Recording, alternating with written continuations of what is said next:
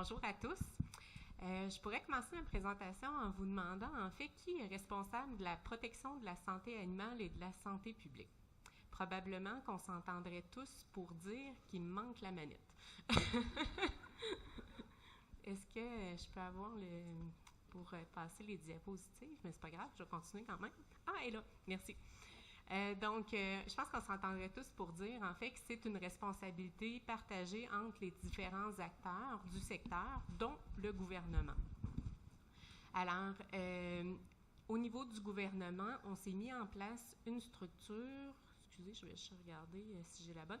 On s'est mis en place une structure pan-canadienne pour discuter des enjeux de santé animale. Cette structure-là, en fait, c'est le Conseil canadien des médecins vétérinaires en chef, où on a un médecin vétérinaire qui est identifié par chacune des provinces pour siéger sur le conseil, et il y a quelqu'un aussi du gouvernement fédéral. Donc, le Conseil des médecins vétérinaires en chef va se réunir régulièrement pour discuter des différents enjeux de santé animale et pouvoir mettre sur pied des actions qui vont nous permettre d'améliorer la santé et le bien-être des animaux au Canada. Mais on s'est rapidement rendu compte qu'avec nos actions qu'on discutait au niveau des gouvernements du Canada, des différentes provinces, bien, c'était pas suffisant. On avait besoin aussi des différents acteurs, tant d'autres ministères comme les ministères de la Santé, le ministère de la Faune, mais aussi des acteurs du monde de l'industrie, finalement. Par exemple, on peut penser aux producteurs agricoles, aux abattoirs, aux encans, aux transporteurs d'animaux. Donc, on voulait s'assurer d'avoir la collaboration de tous ces acteurs-là. On a pensé à ce moment-là mettre en place des stratégies. Donc, des stratégies qui vont rassembler tous ces acteurs-là autour d'une même table pour discuter des différents enjeux de santé animale, puis des enjeux de santé animale qui peuvent, oui, affecter le secteur de l'agriculture, donc de l'élevage, mais aussi avoir des impacts sur la santé des animaux sauvages, la santé des humains. Donc, on veut adresser toutes ces situations-là dans une perspective de développement durable sous un concept, dans le fond, un monde, une santé. Il y a plusieurs sujets, en fait, qui sont d'actualité et qu'on discute tant au niveau du Conseil canadien des médecins vétérinaires en chef, mais aussi au sein des stratégies. L'un d'entre eux est la biosécurité, puisqu'avec la mondialisation, on a vu apparaître, dans le fond, un plus grand nombre de déplacements, tant chez les humains, les animaux que les aliments. Et ça a fait en sorte qu'on a vu une apparition plus grande et plus fréquente des maladies animales et aussi leur dispersion rapide sur le territoire. Face à ça, bien, on juge qu'il est nécessaire de mettre en place des mesures de biosécurité. Donc, on travaille très fort actuellement pour augmenter les mesures de biosécurité qui sont en place dans tous les types d'élevage, de façon, dans le fond, à limiter la propagation de la maladie au sein de l'élevage, mais aussi entre les élevages, puis entre les compartiments. Donc, on ne veut pas que les maladies passent, par exemple, du compartiment d'élevage à celui sauvage ou aux humains. Un autre enjeu qui nous préoccupe beaucoup, c'est le bien-être animal. Donc, au sein du Canada, on a mis en place une structure qui nous permet, en fait, un processus qui nous permet d'élaborer des codes de pratique pour la manipulation et le soin des animaux d'élevage.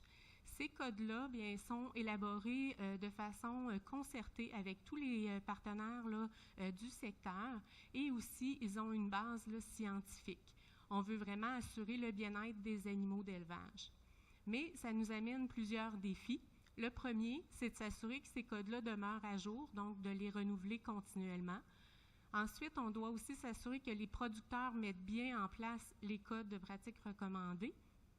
Et aussi, on doit s'assurer qu'ils sont bien compris des consommateurs. Parce que souvent, les consommateurs ont des exigences très, très élevées en bien-être animal, mais ils ne sont pas nécessairement prêts à en payer le prix. On a aussi des enjeux qui sont liés à l'antibiorésistance, donc un enjeu de santé animale et de santé publique, puisqu'on veut conserver l'utilisation des antibiotiques pour traiter les maladies infectieuses. Il y a plusieurs défis de ce côté-là aussi. Entre autres, on doit penser à faire la promotion de l'utilisation judicieuse des antibiotiques. Aussi, on doit s'assurer d'avoir un monitorage adéquat de l'utilisation des antibiotiques pour s'assurer de bien connaître comment ils sont utilisés pour émettre de meilleures recommandations. On doit aussi s'assurer que les consommateurs sont bien avisés de la problématique, puisque ce qu'on a vu dans la dernière année, c'est qu'il y a des grandes chaînes de consommation qui ont mis en place des mesures qui disent en fait qu'ils vont donner des produits, offrir à la clientèle des produits qui sont sans antibiotiques, donc provenant d'animaux qui n'ont pas reçu d'antibiotiques. Et on ne voudrait pas en arriver là, parce que vous savez comme moi que dans certains cas, on a besoin d'utiliser les antibiotiques pour traiter des maladies là, bactériennes infectieuses. Et à ce moment-là, bien, c'est vraiment là, pour assurer le bien-être de l'animal, on doit le traiter, mais aussi pour s'assurer que les maladies ne sont pas propagées à d'autres animaux ou à d'autres humains, ou à des humains. Donc, on fait face vraiment à plusieurs problématiques. Je pourrais vous en énumérer bien d'autres. Et en fait, les différentes problématiques n'ont pas de frontières. Donc, c'est vraiment important pour tout le monde de travailler ensemble pour vraiment de façon concertée, pour trouver des actions qui vont être durables dans le temps, mais aussi des actions qui vont s'appliquer tant au niveau provincial que national qu'international.